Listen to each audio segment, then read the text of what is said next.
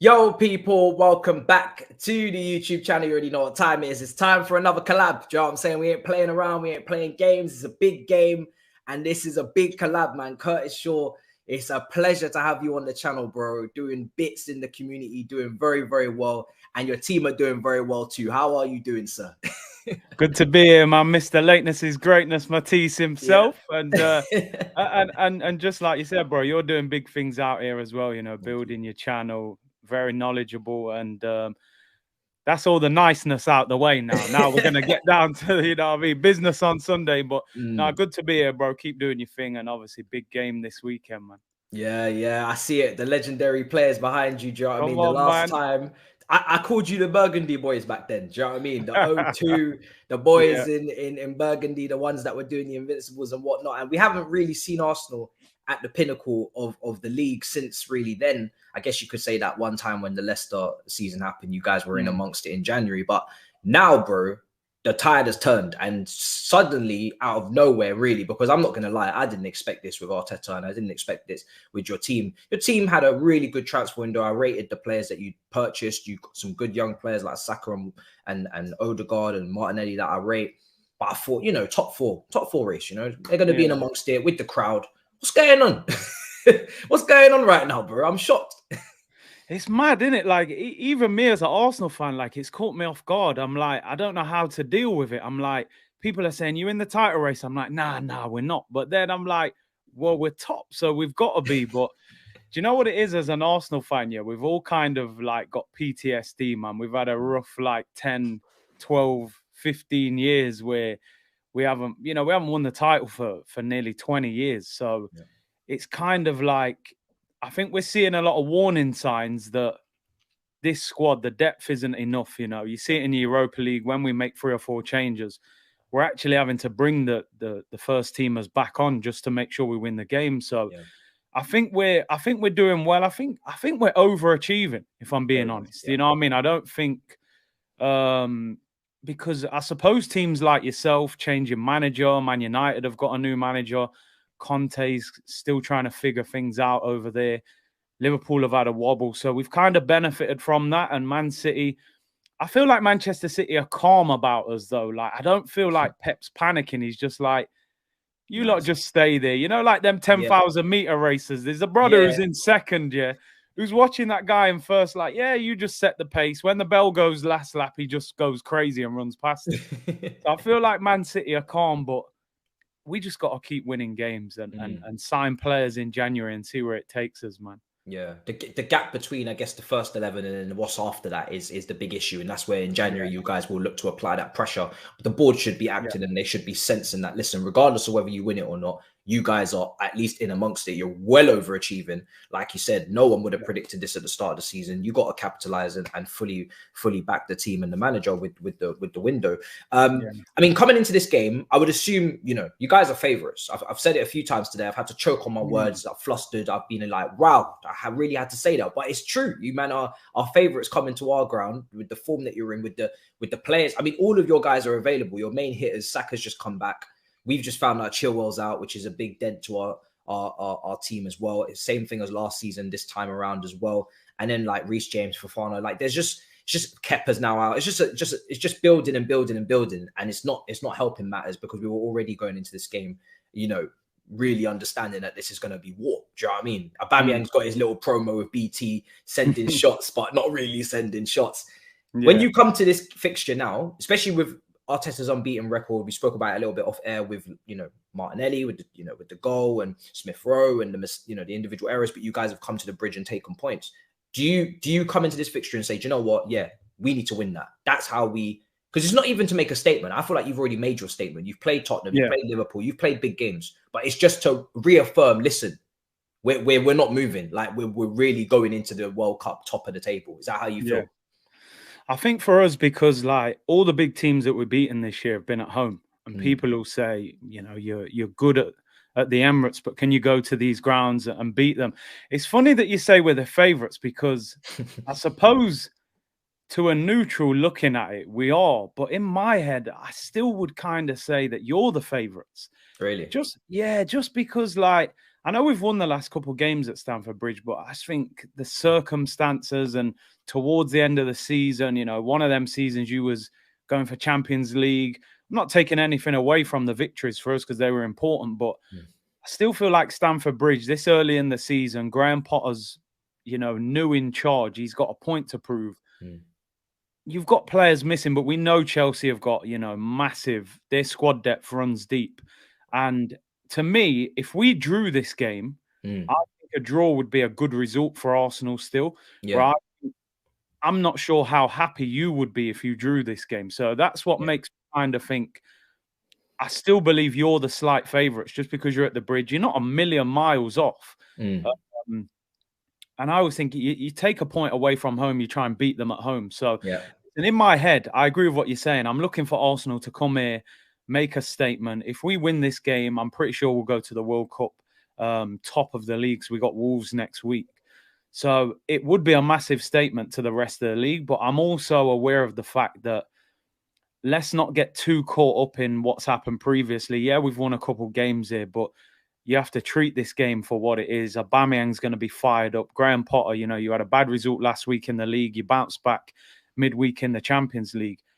This is a very dangerous game. I've said this all week on my streams. Like, I think we can beat them, but we've also got to be cautious because there's a lot of quality there.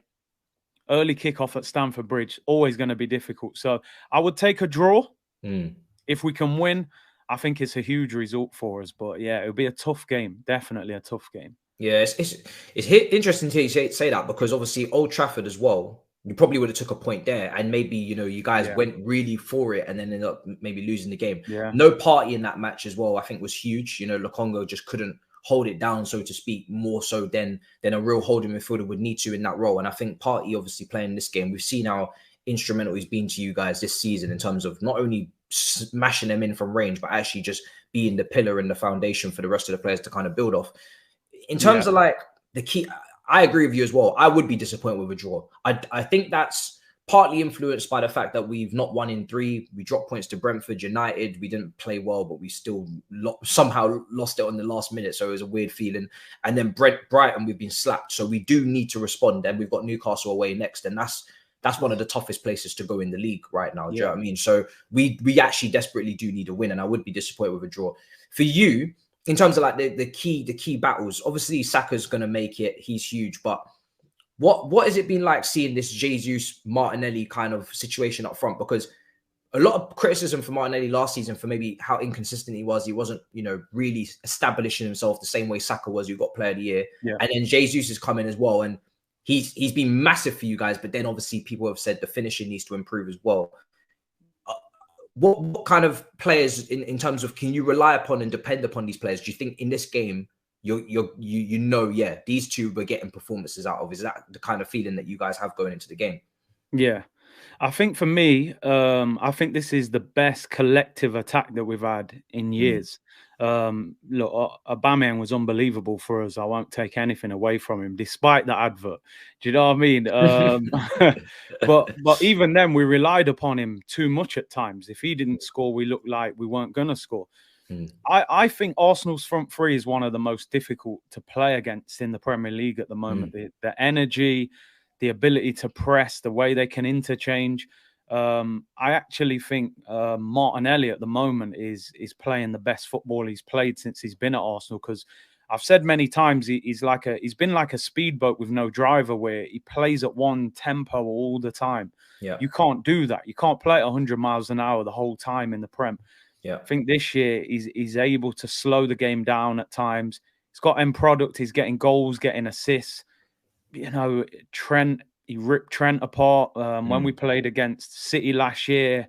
Cancelo got done. He's terrorizing right backs at the moment. Saka obviously started the season quite slow, but he's come into form now. And I just think with Jesus, what he's done well, he is getting a lot of criticism at the moment. 8 games without a goal for a top level striker is too many. I think 5 of them were starts, 3 off the bench. But he's connected those 2 wingers to him. I kind of feel like he's made those 2 better. And we didn't expect him to play this role, and I'm not making excuses for him, but he's kind of becoming like what Bobby Firmino was at Liverpool. Yeah. In that he drops into the pockets, he's hard to pick up, and then the two wingers kind of make them runs inside. Yeah. And we're getting a lot of goals from wide areas now. So I do think Jesus needs to score more goals, 5 Premier League goals. He's having clear-cut chances in most games, you know, and you question, okay, is this why it didn't work out for him at Man City? I think 14, 15 league goals is his highest ever return. And there will be days when we need him to finish. Even against Southampton, he had 2 good chances, didn't take them. We drew the game. But I just think now as an attacking force, I feel like the opposition would worry about us more now. Like whoever plays right wing back for you or left wing back, I feel like they're going to have a difficult game against them 2 wingers. So we're definitely a better attacking force, and I think we'll give anybody a tough game. Yeah, because the first 30 minutes, you guys have been blowing teams away. And I think, I don't know if this stat is correct, but I'm pretty sure I saw it somewhere around the internet, but you haven't conceded in the first 30 minutes as well. Someone was saying. So I'm not sure if that's spot on, but you guys have been destroying teams in the opening half, you know, opening 30 minutes of matches and then just walking it for the rest of it for some of the best games you've played. And obviously when I do a combined 11, I've done a few of them today, and people have been like, yo, the attack, don't talk to me. Like that front three is going in. We're not having a conversation. We're not having any discussion. Like, don't even bother. Just move on. Do you know what I mean? That's the front three. I want to ask you as well about the left back situation, because when you're speaking about Jesus, that reminded me of Liverpool, like you said, with Firmino dropping into the false 9 and kind of linking up play. And I've seen Jesus, his build-up play has been brilliant. He actually like holds the ball up really well for someone of his size. He can run the channels, he can link up, and then it's just that final touch. But also you've adopted a bit of Man City's play with this inverted left back that you've been using this season. And it's kind of pushed maybe Xhaka forward a bit more on that left as well, allowed him to kind of overlap, get goals. And that left back hasn't been traditionally Tierney overlapping. It's been someone that kind of tucks in like a Tomiyasu or a Zinchenko. Another debate is, who is your best left back? Arsenal fans are telling me all different types of answers. Who do you expect to see over there? Because I don't know who my right winger is. I know Sterling's going to play on that Ben White side, which we'll talk about in a minute. But that left-hand side of your defense and our right-hand side of our flank, where we don't really have a right winger, where we're like, he plays every week. That's a very like unpredictable side. How do you see that going for you guys in terms of who will play? I think Tierney will play. Tomiyasu's been playing there the last few weeks. He got injured yesterday in the Europa League. He looked quite angry as he was coming off the pitch, which makes me think it's probably quite a bad injury. So I don't think he will play. Zinchenko's been out for 4 weeks. He's only trained twice, hasn't played a game. I'll be surprised if he just threw him back in at Stamford Bridge with no match practice, 2 days training. So I think Tierney will play, did well last night, got man of the match, scored a goal. He's been murmuring to his agent that he's not happy. You know, he's kind of been the third choice, really, and a lot of expectation around him. So I would imagine he's going to play, unless he does shock us and go with Zinchenko, because I think Zinchenko is our number 1 left back if he's fit and available, because he's just the best on the ball, you know, and he wants him to step into that midfield position. So that dynamic's going to be interesting, because Tierney as well, there have been question marks over whether he can play every 3 or 4 days. Played the full 90 yesterday. I don't think he would have played against Chelsea, but because of the injury to Tomiyasu and Zinchenko's fitness, I think he's going to have to play. So he's reliable. He's a good left back. It's just it'll be interesting who you play on that right hand side against him. Yeah, he's sometimes gone with Gallagher, who's got a really good cross on him. You know, he's kind of acted as our kind of like inverted right winger at times. There's no Reece James, so it will be Aspilicueta over there. That kind of is limiting. I think predominantly with build up play and attacking wise, it will kind of pull kind of to the left and not be symmetrical, so to speak. It will be kind of Cucurella and Sterling. I expect everything to be funneled through them down that left, versus Saka and White. And obviously White's had an incredible season as well so far. So that right-hand side is, I'm not too sure. I think the game could be definitely won and lost with, like you said, your wingers versus our fullbacks. Aspilicueta versus Martinelli scares the crap out of me. I'm not going to lie. That scares me. Do you know what I mean? Yeah. Cucurella cost him a certain amount, and he is the level of player when he's at his best, that I think it could be a good battle between him and Saka. But the other side I worry about massively. And then, you know, I'm hoping for Gabriel to maybe lose his head and get sent off like he used to. Do you know what I mean? And have a little moment in him. But I want to ask you about a couple of our players as well. Like, because your players are all in form. Like all of your players are in form. They're all playing well. Do you know what I mean? Yeah. But for us, we've got some guys up and down. What's your take on like Sterling? And he's obviously, you've probably seen it before. He's always kind of like, 1 minute he's world class, then he's just below that, and he gets criticism, then he's in form. Like, what's your assessment on like him this season? Because he's kind of been up and down, and like, where do you kind of rank him? Because there's people even questioning whether we'll start for England at the World Cup now. Will it be Rashford? Like, what do you kind of see with what we've got in Sterling? Is that kind of like a guaranteed quality player in your eyes, or deficiencies there? Sterling, I mean, I wanted Sterling in the summer. I know a few people who know him, and they're saying, "Come on, man, get him to Arsenal." But there was no way he was going to play Europa League football. I think Sterling's a top quality player. I think he's become a top goal scoring winger.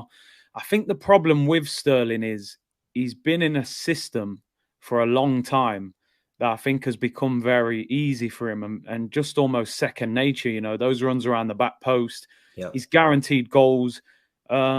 He's come out of that system now, you know, and he's gone into a team where you play a little bit different, wing backs at times.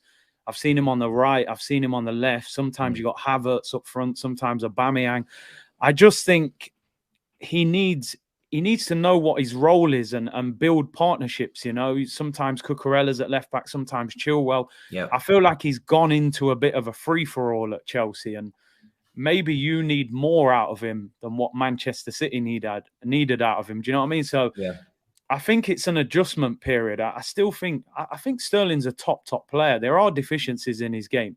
You know, even I watched a Champions League game the other night. He scored, took his goal well, but, you know, missed a couple of other good chances.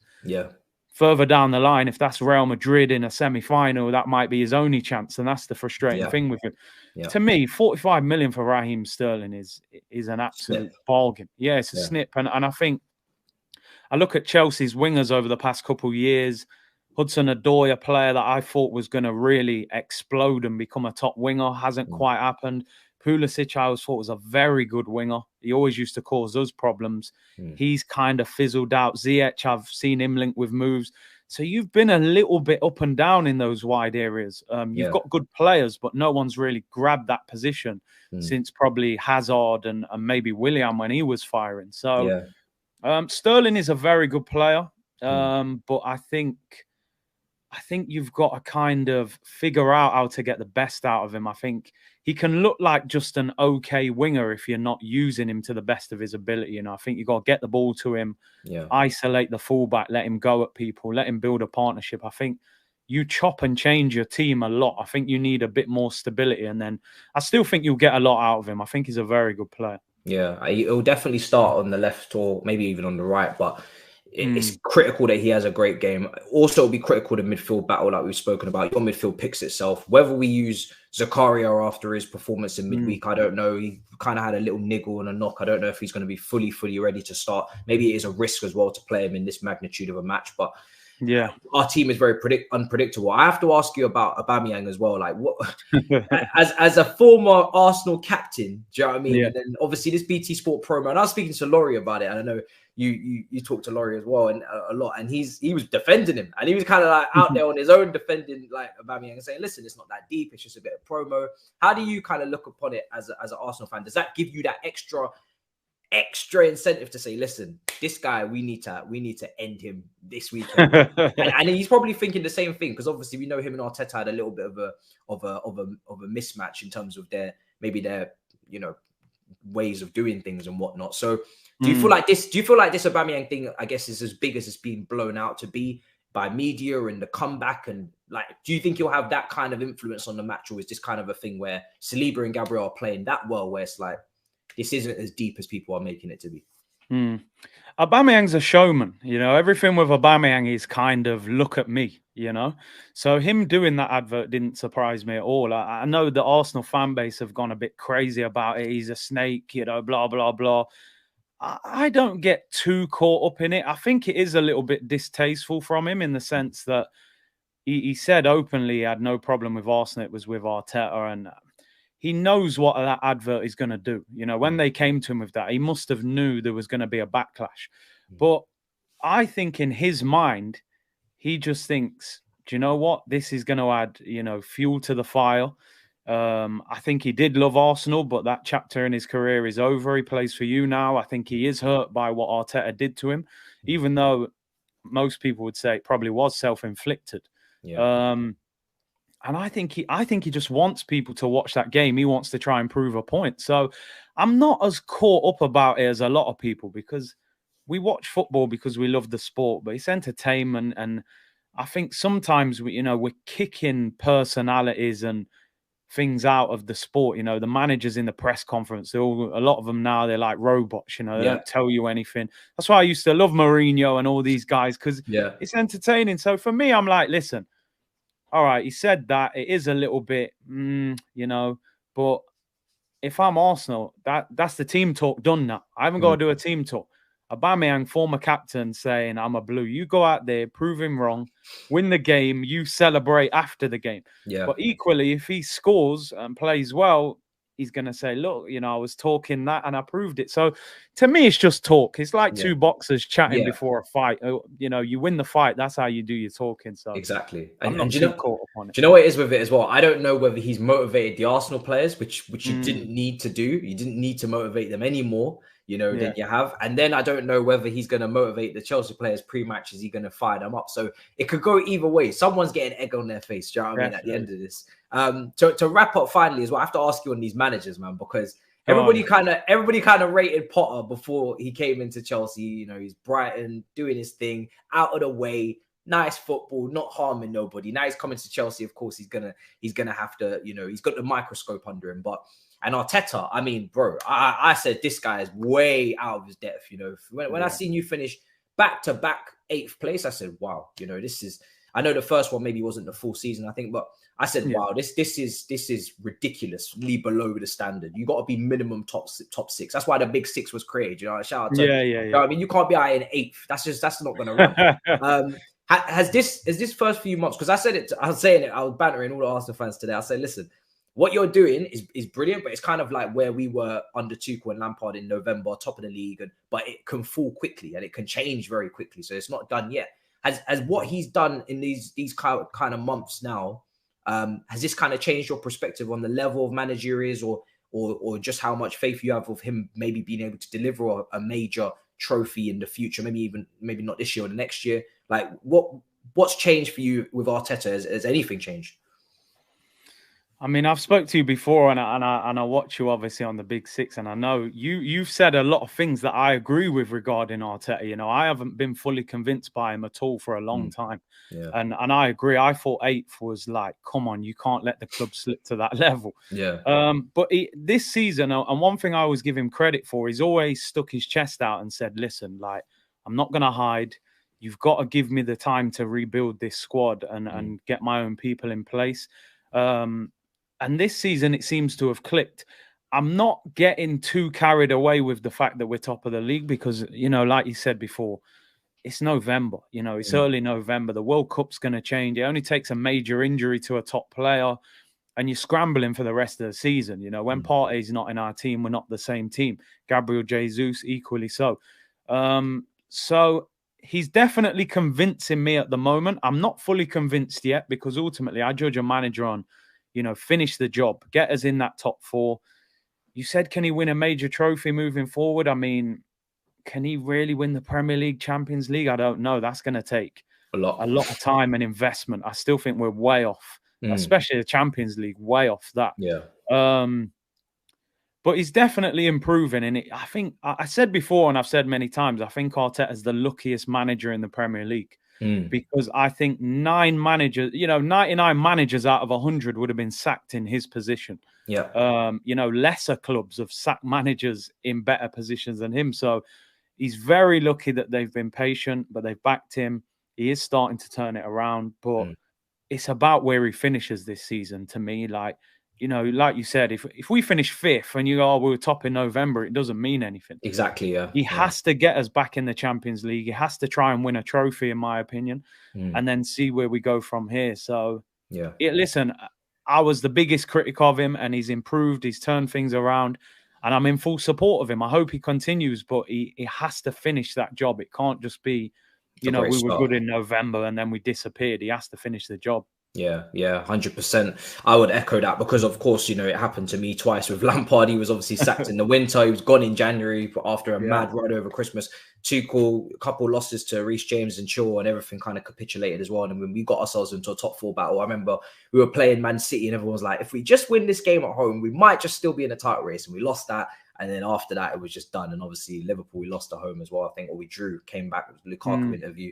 Lukaku interview came out. And yeah, it was just the whole season, just like anything can happen in football. Like I wouldn't expect this to happen now for you guys, because I feel like he's cleared all of the drama queen, so to speak. But yeah, anything can happen in football. What do you make of Potter, just quickly? Because I spoke to a few Chelsea fans, and they're like, lukewarm. Everyone seems to be like, well, you know, it's all right, but you know, this is what do you make of it? I think fans will definitely always gravitate to a character. So we've had like Mourinho, we've had Conte, we've had even Tuchel was a bit of a character for us as well. He's had some famous quotes when we were going through the whole, you know, the club going bust and whatnot. I'll drive the bus, all these things. You know what I mean? So so we're used to characters at Chelsea, and I think because he hasn't shown those characteristics, so to speak, so far, people are like, he's all right, he's a nice guy, but I'm not really seeing that Chelsea about him. Do you know what I mean? He's obviously dressed up, he's got the fade and whatnot, but they haven't got the arrogance or whatever you want to see in your manager when you're strutting your stuff. But for me personally, I rated him at Brighton, and I see no reason why to not rate him now. I think he's had a good to decent start. He's been unbeaten. Yeah, there's been some rough performances in there, but I feel like people should expect that. You know, a manager coming in with this you know, amount of fixtures and very little time on the training pitch, and you know, not even having his first window yet. You know, I think people should expect the performance to be up and down. Obviously, the results it's a results-based business. We need to make top 4. So we need to get to the top 4 regardless of how you do it. And obviously football and philosophy-wise, we expect to see that a lot later on. But I'm very patient with him, and I'm quite happy with him, because one thing I will say about him is that he's shown a lot of flexibility as a manager. Maybe some people will say too much flexibility, but I do think it will work in his advantage later on, because a lot of the previous managers we've had have been maybe a bit more stubborn, maybe a bit more rigid to their formation, not willing to change things up when rough patches do come and tough times do come. And I don't expect that to happen to him. If something's not working, I think he'll switch it and he'll find another solution. He's got a lot of formation systems up his sleeve. So I think he's been a bit unlucky in aspects. He's been kind of forced to play certain players or certain systems when we've had a couple injuries to key players that will help us be more flexible, etc. Maybe like a Koulibaly or a Reece James. And there's been some good football, and then there's been some poor football, like at home to United. So it's a mixed bag right now. But I'm quite patient, to be honest. Like it takes a lot for me to be like, yeah, your time is done. With Lampard, I went all the way to the end until like away to Leicester, we lost 2-0 or something, and I said, you know what, respectfully, it's time to go. But I'll never go absolutely insane for it unless a manager's like got us dwindling in like 10th or something. You know what I mean? So yeah, I've got a lot of patience for him. I think he's talented. Yeah, for sure. I gotta ask you as well, bro, for a score prediction. I know nobody likes to give them, but I gotta do it, man. I gotta do it. Do you know what I mean? They're gonna ask me later on the Big Six, so I gotta make sure by the time this comes out, it would have already been filmed. I gotta make sure I ask everybody else. Do you know what? I think, do you know what? I'm gonna back the team because we are top, and I think, you know, you've just said Aspilicueta is going to be on the right. I think Martinelli can hurt him badly. I got to be honest. Yeah. I am cautious about the game. I got to be honest, but because we're top, and I just think we've won the last 2 games there, I'm going to go for a 2-1 win. But it wouldn't surprise me if we drew the game. I got to be honest, but I'm going to go for a 2-1 win. I think there is a little bit of pressure on Graham Potter now. Like you said, lost to Brighton. If we could get a result, and then Newcastle next week, you know, there could be people on his back going to that World Cup already. So I think there's more pressure on Chelsea than us. And definitely, like I said, I think we've got the comfort blanket of we would take a draw, where I don't think Chelsea fans would be celebrating a draw. So no, I'll go for 2-1. But I am cautious. It will be a tough game.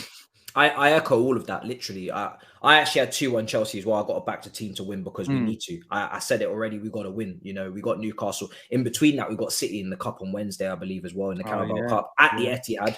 So you're right. It could be a very long week for Chelsea if we were to start off, you know, on the Sunday going into the following Sunday on a bad note with a defeat, and even a draw would feel like, oh, you know, we haven't made any ground on you. And not even about catching you at this point, but it's just about denting. You know, if you can't win it, then ruin it for someone else. It's what we did with Tottenham when they were going for it with Leicester, and that's what we're trying to do with you lot. So yeah, man, you're right. And I'm gonna go 2-1 Chelsea, but I feel similar to you. I think he's got a draw written all over it, unfortunately. But it's been a pleasure, bro. Let them know where to find you, bro. Absolute pleasure having you. Yeah, man, I'm about, man. Curtis Shaw TV, daily uploads, watch-alongs. Same as you, bro. We're grafting, you know how it is.